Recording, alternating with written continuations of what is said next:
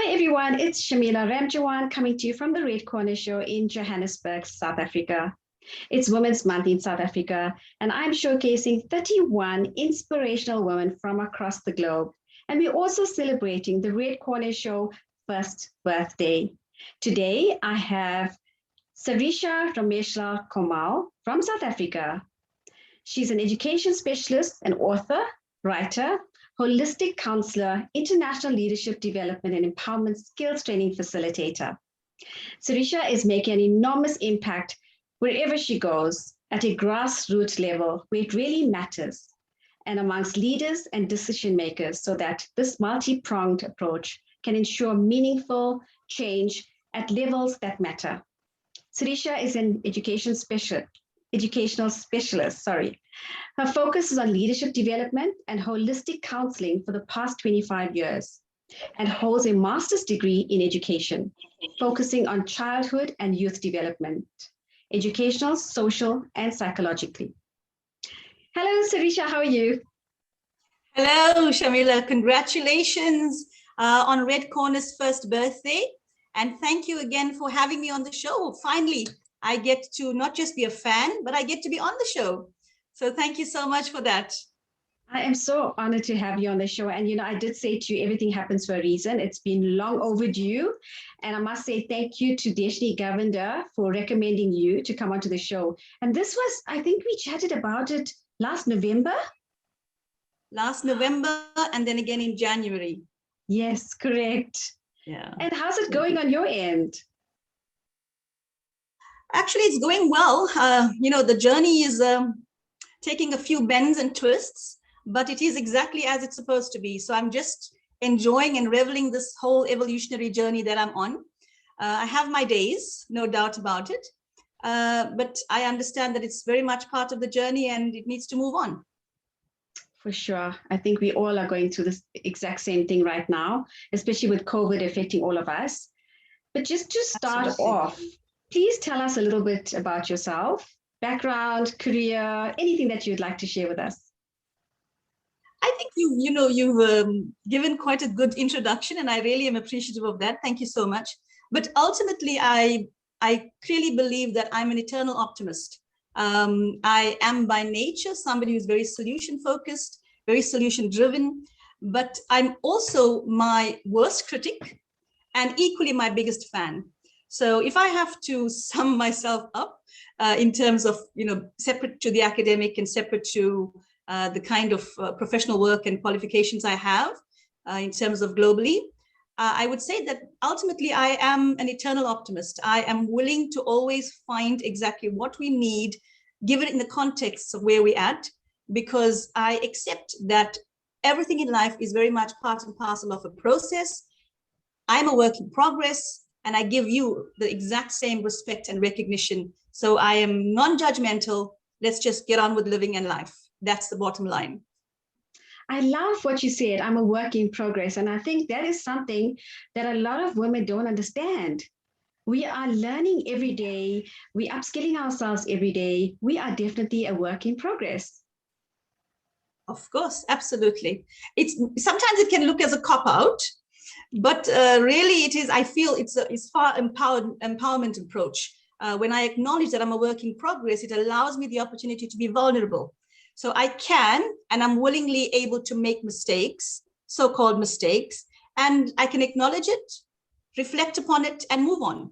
And that's what is ultimately so important for us as people who understand we have a role to play and we need to play it. But we are also on our own personal journey, which means that we're going to be making decisions that sometimes, when I look at my life and I think of the decisions I made even 10 years ago, even 5 years ago for that matter, and I think, really, girl, did you actually do that? And I just accept, listen, that's my journey.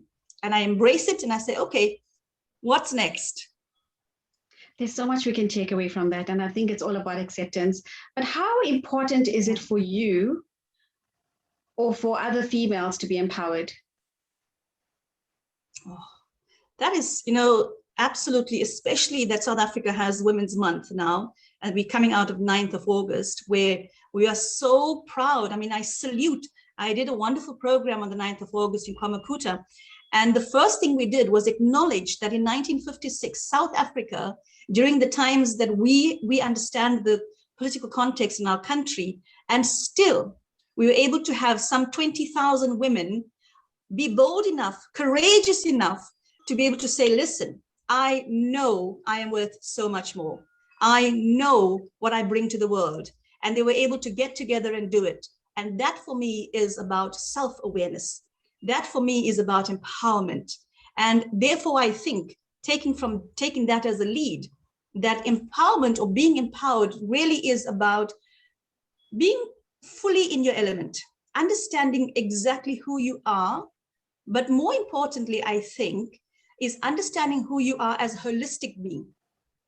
Being so self-aware that I'm not just this physical, beautiful body, that there's so much more to me. And the more empowered I am by understanding the very nature, the all aspect nature of who I am, I'm able to know what I bring into the world. And this gives me courage, because at the different contexts and the different parts of my life, different facets of who I am is going to shine. And that is equally okay.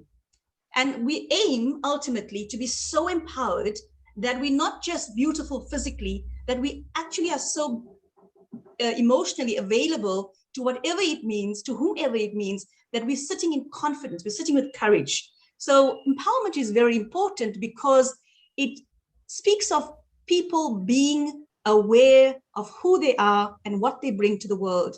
And once we can do that as individuals, we are then able to know exactly where we can go, what our role in the future of the world is.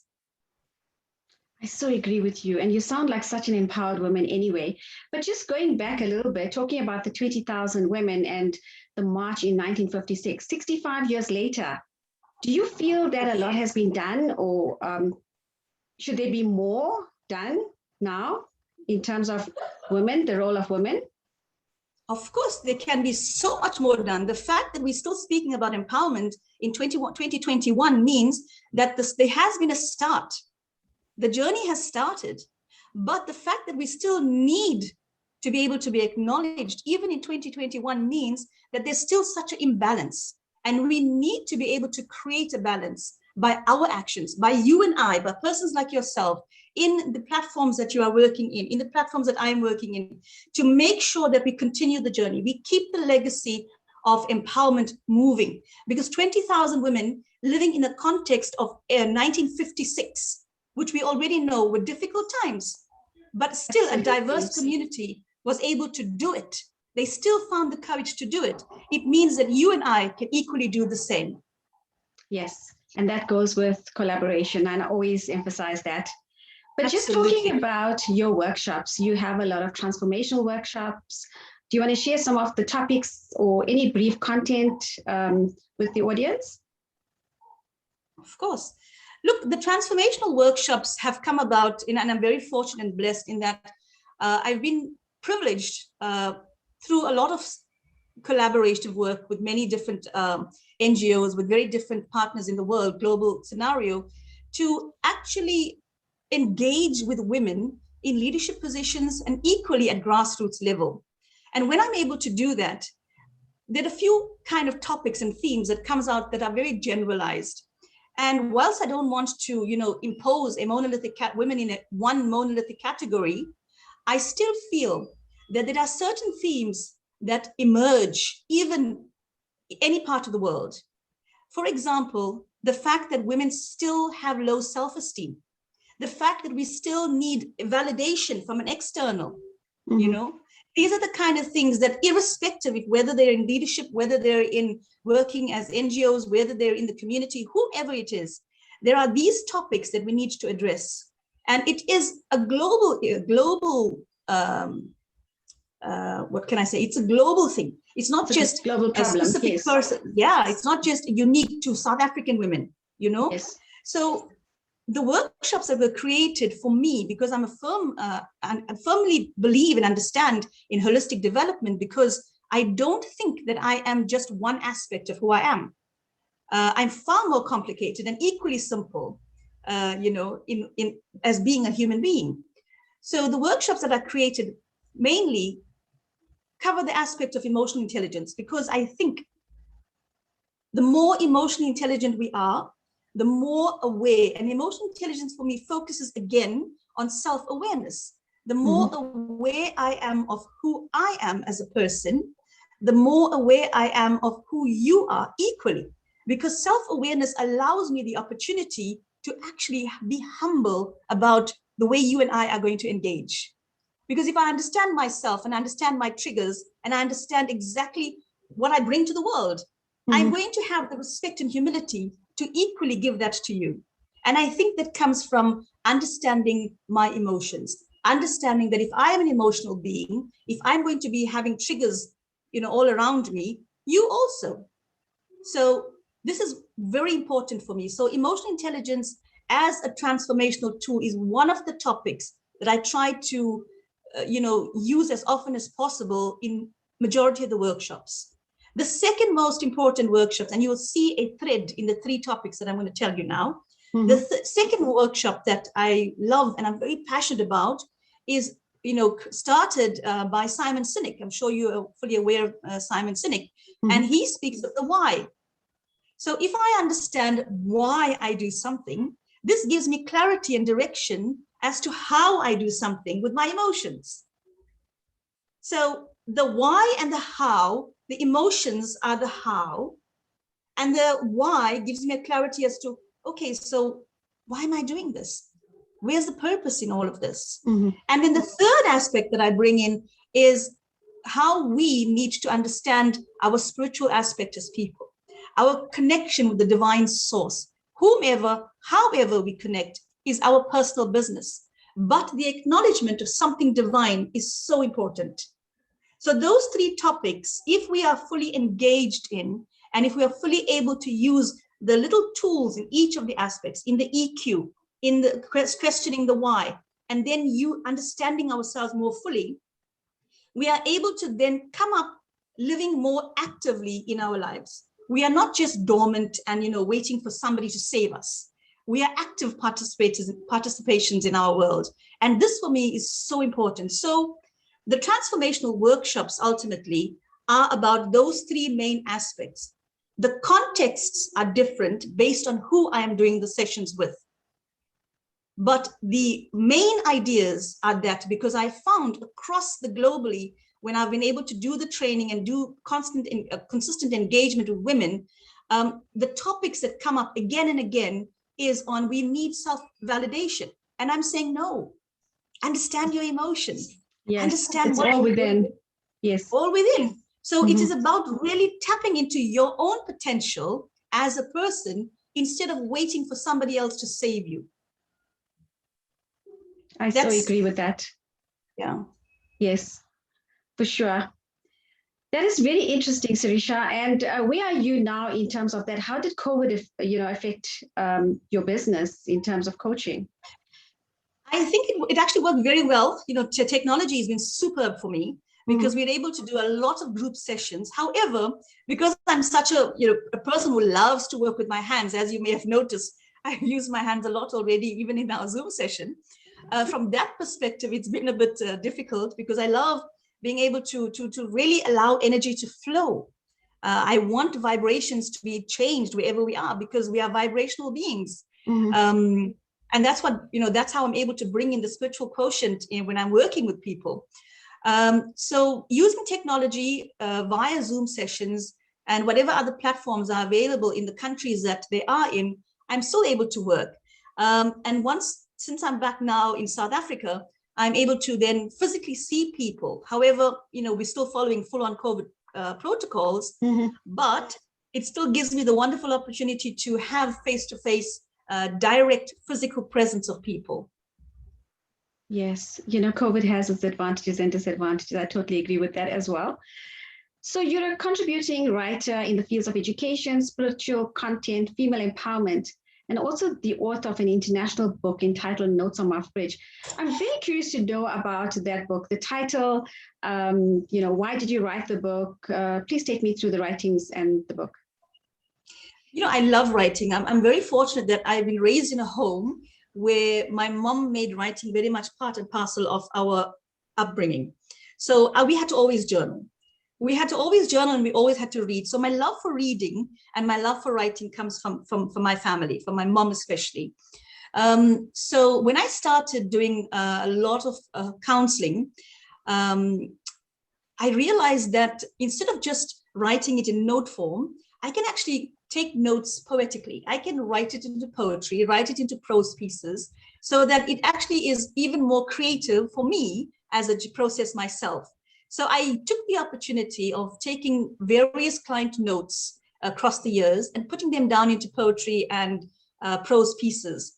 And then I was very fortunate to be in constant relationships with very empowered individuals, who have very positive impact in my life, that said, listen, put them down into books and use the books in your work. Because again, we found common themes running across even the counseling sessions. It's like there's not just one particular theme available only for a particular group of people, irrespective. It's diverse communities who have very similar themes coming up over and over again. And that's how actually Notes in My Fridge came about in 2017 and was launched in 2017. Fortunately, it has now been over to 11 different countries, and we've been able to use it as conversation starters in the training sessions. It has really impacted because people can relate. Even men can relate, which has been so empowering for me as a person, because it means what we are doing is equally fulfilling the needs of male and female. Lovely. And where can one get hold of the book? You can get a hold of the book from myself directly. I can on Twitter, on email, however you want to. I'm available on Facebook as well. We can communicate directly. There were people in 2017 and 18 who were able to get, who were part of the process of helping. So we did have different persons helping in the sales, but directly for myself is no issue at all. And you didn't think of putting it on Amazon? Yeah, the thing is, it's not an easy read because it is real experiences of real individuals. Okay. So I was really not wanting to just go full out as, book sales as a priority. It was about the experiences that empower and empowered. So I prefer having somebody who understands how to take the process of the content forward so that nobody actually feels in a sense of depression. However, I want for individuals reading to say, okay, so it's not just about me. There are others who are equally involved in this, who are equally experiencing this here.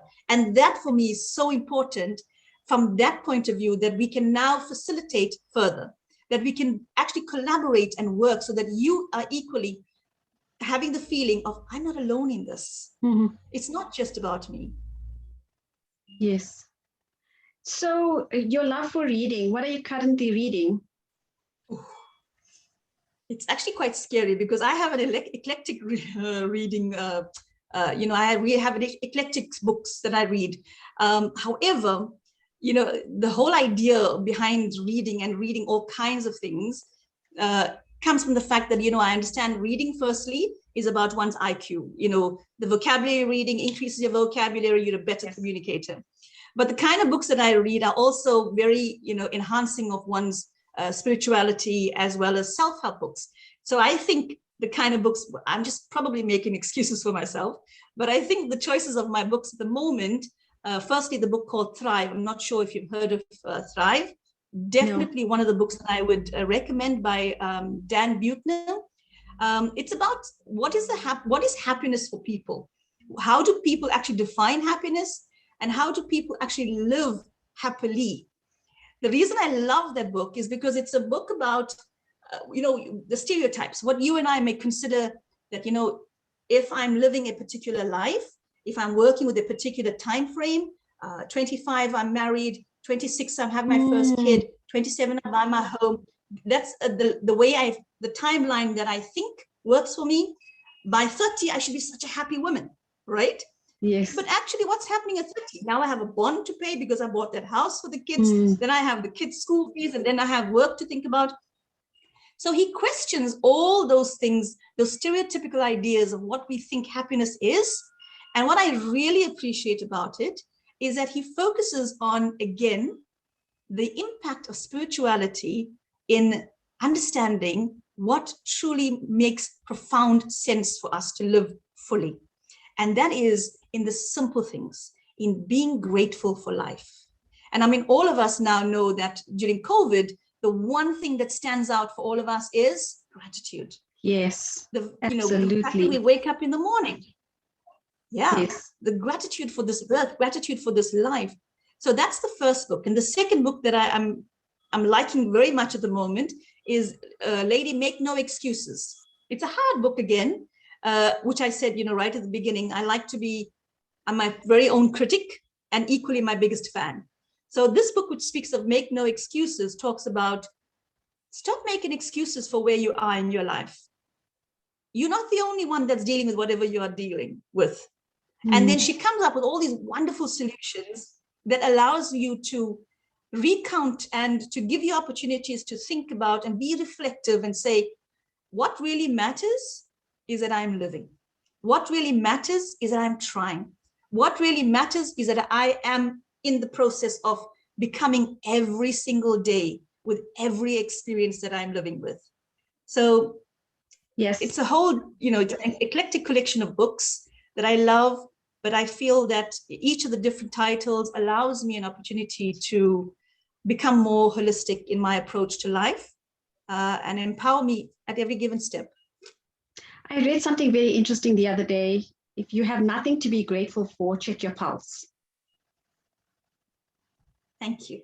I'm going to use that tomorrow. How amazing is that? Absolutely. Simple and profound. It hits home. Exactly. Yes. Sarisha, we spoke about gratitude. What would you say are the game changer things in life for you?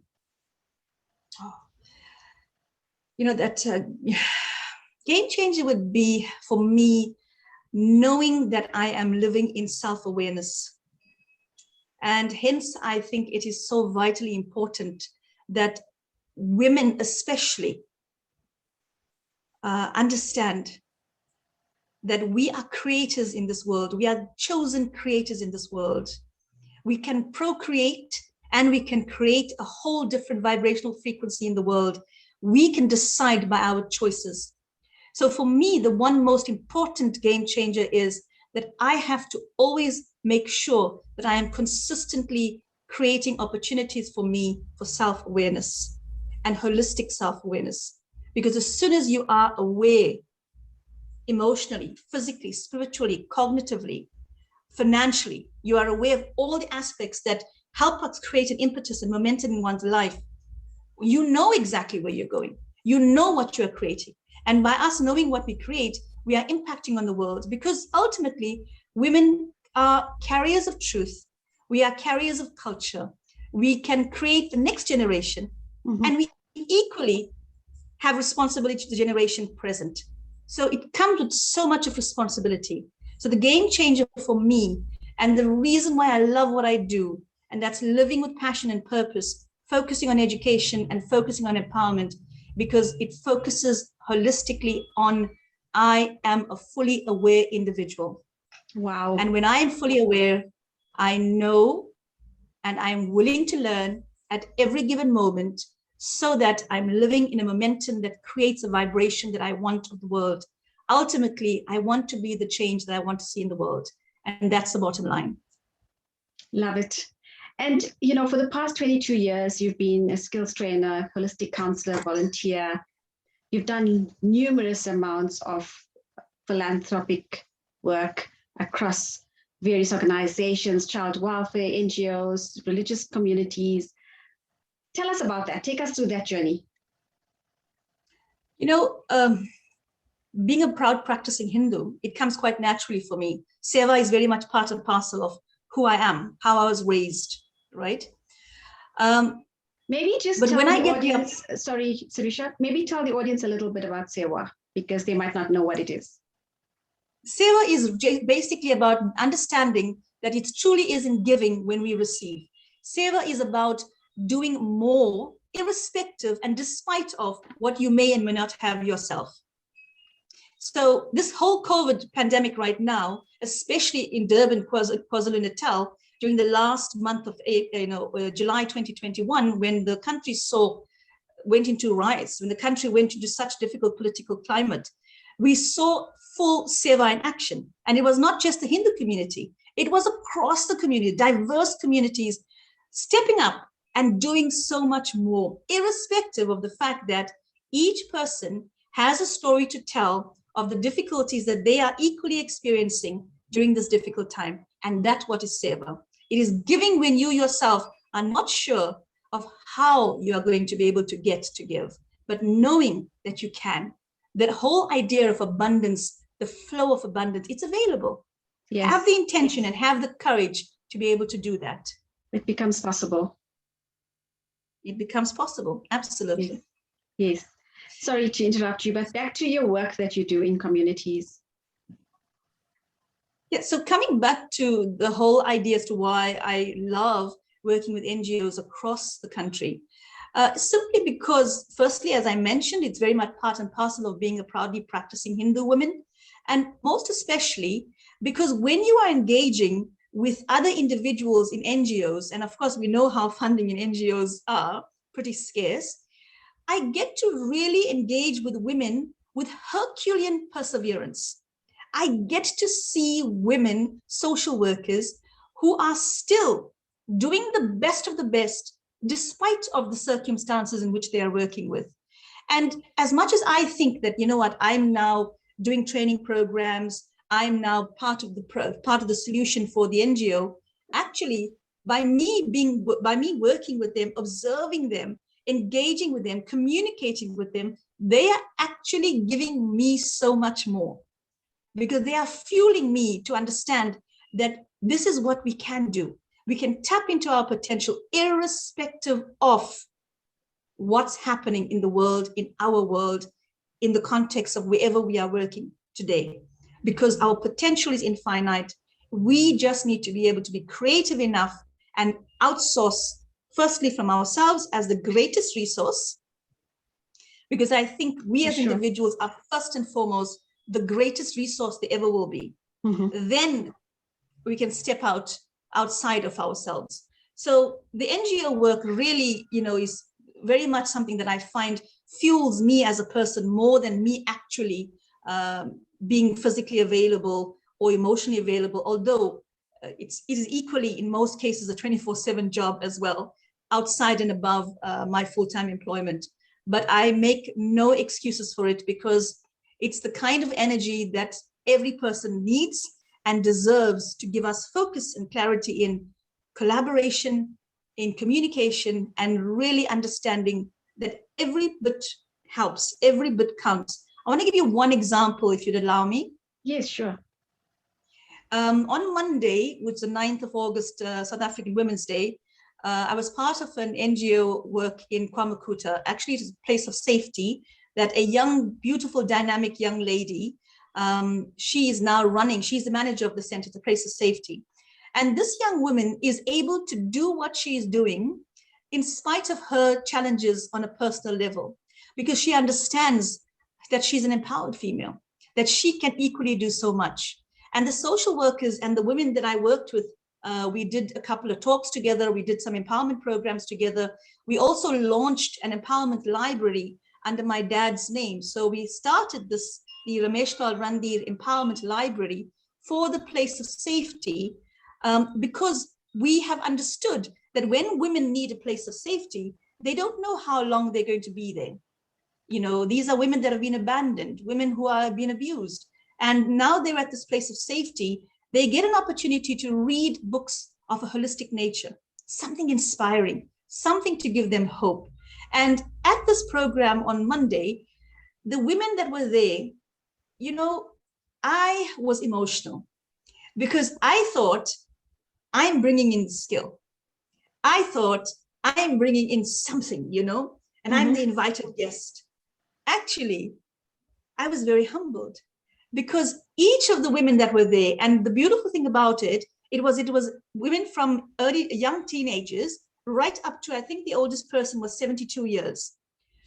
Still doing community work. Wow, that's amazing. Still giving back to the world. And that is the reason why NGOs play such a vital role in the world. And I think the fact that women our leaders in NGOs, are the persons that function, the heart of NGOs, is because we have this creative creator, we are consciously creative, creating a kind of life that we know is possible and deserving of every individual. There's so much space for women. If all women can get on board and just upskill themselves and like you said, find the inner self, the self-awareness, that's important. And just follow their passion and their dreams. But still, you know what? It still also is, quite frankly, an evolutionary journey. I don't think, when I do counseling, you find people really upset, like, I should have done this earlier in my life. I should have done this last week. And I'm saying, let's be a little bit gentle with ourselves. Let's just be a little bit gentle with ourselves. Move ahead. Now we know. Now we are aware. So let's take it from now. The now is the most important part of what we are living. I don't know what's going to happen in the next 10 minutes. But right now, yes, I still believe in the power of now. Yeah. And be actively participating in the power of now. Don't be afraid of someone's going to judge me. Someone's going to say, oh, look, who does she think she is? What does she think she has to bring? You should know that. And irrespective of what somebody else thinks, I should be able to know that this is what I have to offer. Yes. Quietly, calmly, with all humility and full courage, I should be able to bring it forward. Because at that given moment, that's all I have. At that given moment, let me then be courageous enough to do what needs to be done. Lovely. Sarisha, just in closing, your message for Women's Month, please. You know what? The beautiful thing is that born and raised as a fourth generation in South Africa, I think the legacy of South African women must flow through all of us, especially the diverse communities. We cannot stop what our mothers, sisters, and daughters have started already. We owe it to ourselves, and we owe it to the lineage of which we are raised and born into. Make sure that we move it forward, that we play it forward. And I have gooseflesh. Sorry. And that for me is so important, that we acknowledge the women of the past, and we equally give acknowledgement to you and I, to where we are right now, that in this given context, I am going to be empower myself, and I am going to be gentle with myself. I am going to be a conscientious woman, and I am going to live fully in this ordained space as to who I am. What an amazing way to end the show. Sarisha Rameshlall Komal from South Africa, thank you so much for sharing your journey and inspiration to our audience. And I wish you all the best. Thank you so much for chatting on the Red Corner Show. Thank you so much for this opportunity. Bye. Bye-bye.